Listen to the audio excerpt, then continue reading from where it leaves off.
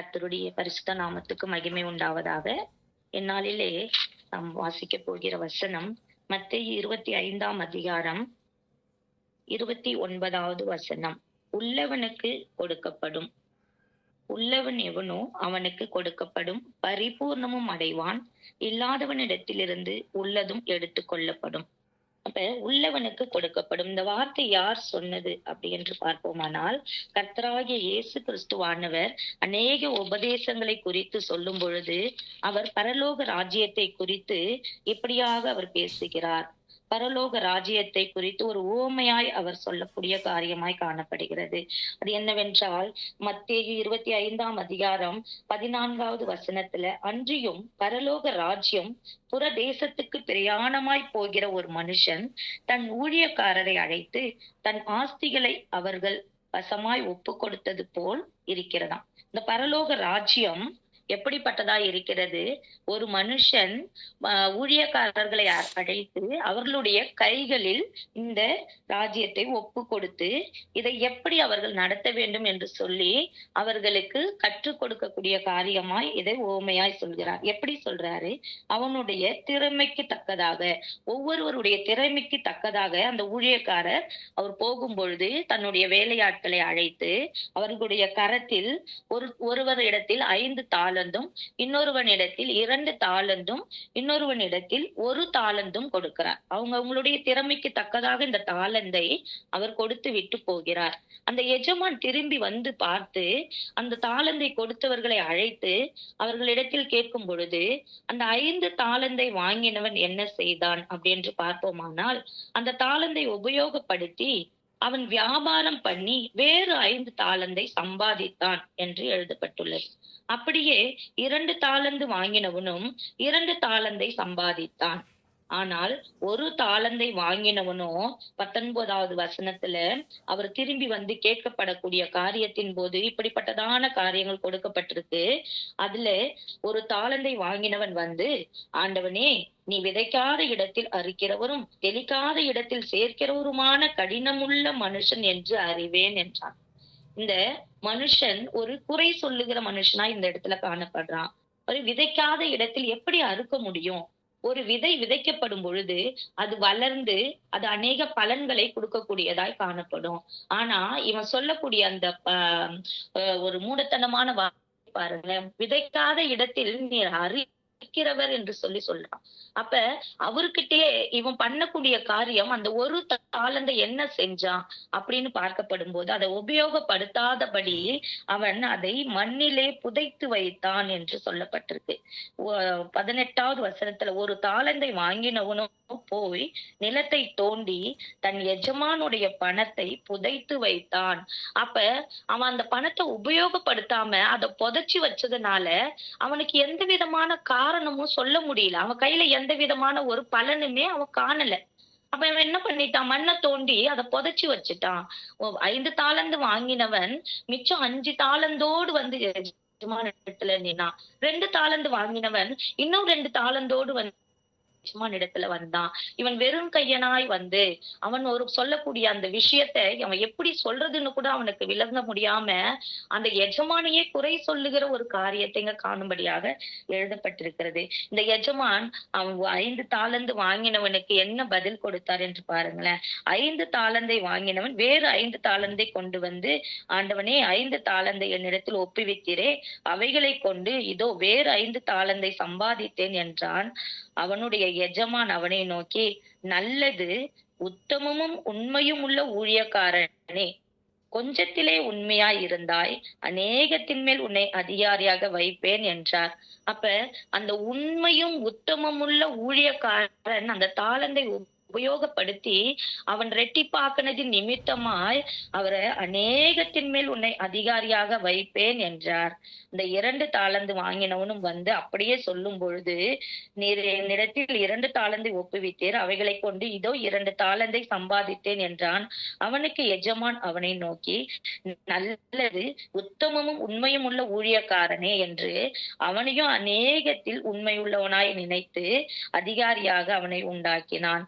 ஆனால் இந்த ஒரு தாளந்தை வாங்கினவன் இப்படியாய் அவன் பேசும் பொழுது, உபயோகப்படுத்தாத அந்த மனுஷன் அந்த இடத்தில் வந்து இப்படி எஜமான் இடத்தில் நின்று ஒரு பயமில்லாமல் இந்த காரியத்தை குறித்து பேசும்போது, அவனுடைய எஜமான் பிரதியுத்தரமாக சொன்ன வார்த்தை, அவனிடத்தில் இருக்கிற தாலந்தை எடுத்து 10 தாலந்து உள்ளவனுக்கு கொடுங்கள் என்றார். அவன் ஒரு சபிக்கப்பட்டவனாய் மாறி போனான். அப்ப அவனிடத்தில் இருக்கிற அந்த ஒரு தாலந்தையும் எடுத்து 10 தாலந்து உள்ளவனுக்கு கொடுங்கள் என்றார். அப்ப இப்படிப்பட்டதான ஒரு அவனை குறித்து அவர் சொல்லும்போது, சோம்பலான ஊழியக்காரனே என்று, பொல்லாதவனும் சோம்பலான ஊழியக்காரனும் என்று சொல்லி அவனுக்கு அவர் திருப்பி ஒரு வார்த்தையை கொடுக்கிறார். அப்ப சோம்பலும் பொல்லாதவனுமான ஊழியக்காரனாய் அந்த ஒரு தாலந்து வாங்கினவன் அங்கு காணப்பட்டான். ஆனாலும் அவனுடைய வாயிலிருந்து வருகிற அந்த வார்த்தை கூட அவருக்கு பிரயோஜனம் உள்ளதாய் காணப்படாமல் போனது. அப்படியாக ஆண்டவர் இந்நாளிலும் எதற்காக இங்கு வந்திருக்கிறோம், நாம் எதற்காக கூடியிருக்கிறோம் என்பதை அவர் அறிந்திருக்கிறார். நம்ம கூடி ஜெபிக்கிறோம், நம்ம எவ்வளவு பேருக்காக ஜெபம் பண்றோம். ஏதோ சர்ச்சுக்கு போறாங்க வராங்க, அப்படியே கிறிஸ்துவ ஜீவியம் போயிட்டு இருக்கு, அப்படியெல்லாம் கிடையாது. நம்ம அநேகருக்காக ஜெபித்து கொண்டிருக்கிறோம். இந்த இடத்துல அநேகருக்கு அநேக வரங்களையும் ஆண்டவர் கொடுத்திருக்கிறார். இந்த வரங்களை நாம் எப்படியாக உபயோகப்படுத்த வேண்டும் அப்படின்னு கூட ஆண்டவர் வந்து விரும்புகிறவராய் காணப்படுறார். அதுதான் 1 கொரிந்தியர் 12ஆம் அதிகாரத்தில் 8வது வசனத்தில் இப்படியாய் கொடுக்கப்பட்டுள்ளது. எப்படியெனில், ஒருவனுக்கு ஆவியினாலே ஞானத்தை போதிக்கும் வசனமும், வேறு ஒருவனுக்கு அந்த ஆவியினாலே அறிவை உணர்த்தும் வசனமும், வேறு ஒருவனுக்கு அந்த ஆவியினாலே விசுவாசமும், வேறு ஒருவனுக்கு அந்த ஆவியினாலே குணமாக்கும் வரங்களும், வேறு ஒருவனுக்கு அற்புதங்களை செய்யும் சக்தியும், வேறொருவனுக்கு தீர்க்க தரிசனம் உரைத்தலும், வேறு ஒருவனுக்கு ஆவிகளை பகுத்தறிதலும், வேறு ஒருவனுக்கு பற்பல பாஷைகளை பேசுதலும், வேறொருவனுக்கு பாஷைகளை வியாக்கியானம் பண்ணுதலிலும், இப்படிப்பட்டதான வரங்களை அவர் கொடுத்து, இப்படிப்பட்டதான வரங்களை அவர் அளித்திருக்கிறார். அவர் யாருக்காக அதை கொடுத்திருக்கிறார் அப்படின்னு இங்க அளிக்கப்படுகிறது என்று சொல்லப்பட்டிருக்கு.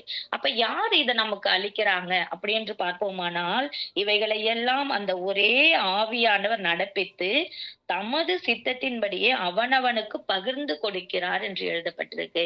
அப்ப அந்த ஒரே ஆவியானவர் நம்ம ஒவ்வொருவருக்குள்ளாரையும் இப்படிப்பட்டதான வரங்களை அவர் கொடுத்திருக்கிறார். இப்படிப்பட்டதான தாளந்துகளை நமக்கு கொடுத்திருக்கிறார். ஏதோ தாளந்துன்னு சொல்லப்படும் போது ஏதோ ஒரு பணம், ஏதோ ஒரு புகழ், ஏதோ ஒரு ஆஸ்தி, இல்ல ஏதோ ஒரு தங்கம், வைரம், வெள்ளி, அப்படி கிடையாது.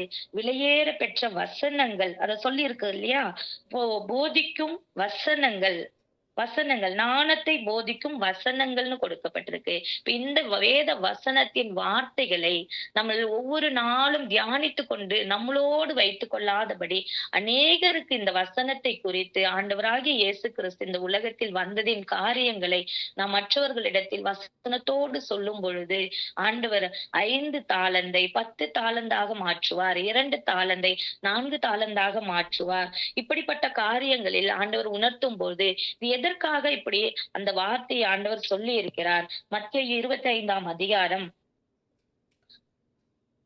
31வது வசனத்துல படிப்போம்.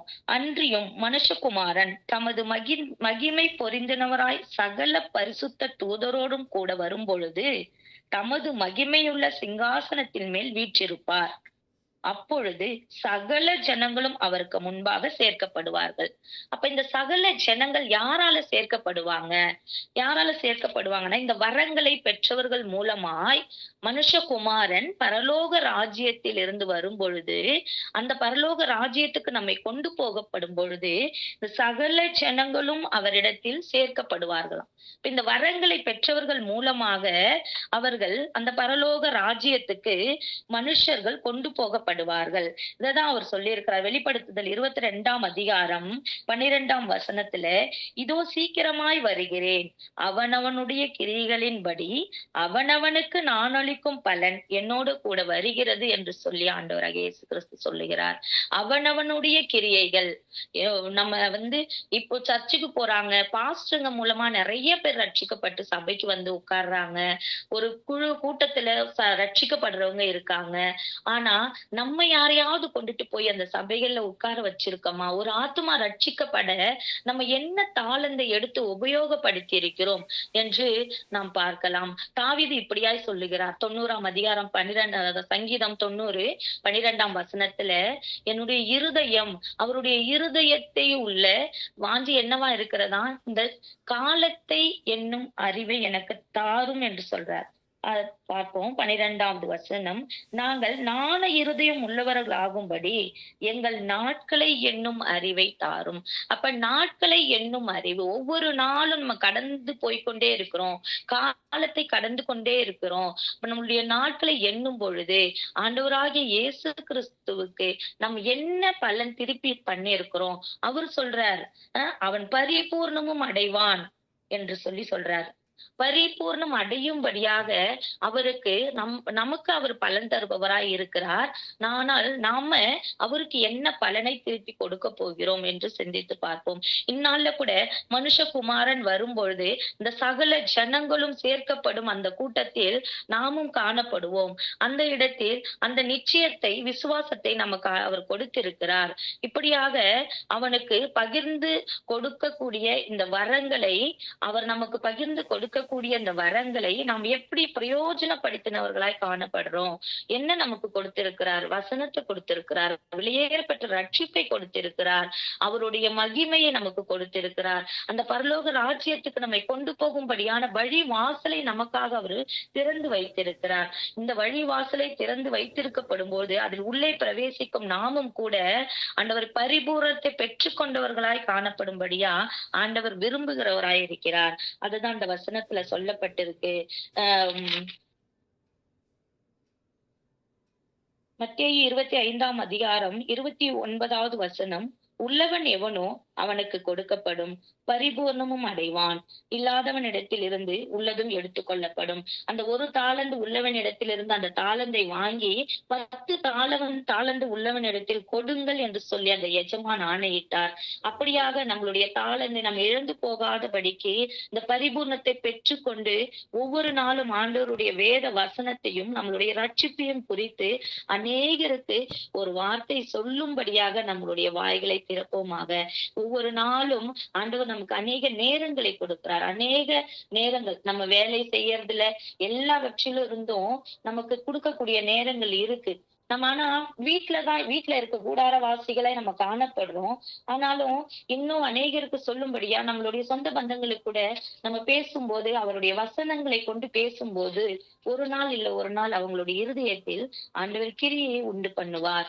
அப்ப நம்ம எந்த விதத்திலையும் காரணம் சொல்லக்கூடியவர்களாய் காணப்படாதபடி ஆண்டு சமூகத்தில் 10 தாளந்தை அந்த மனுஷனிடத்தில் மீண்டும் ஒரு தாளந்து கொடுக்கப்பட்டது.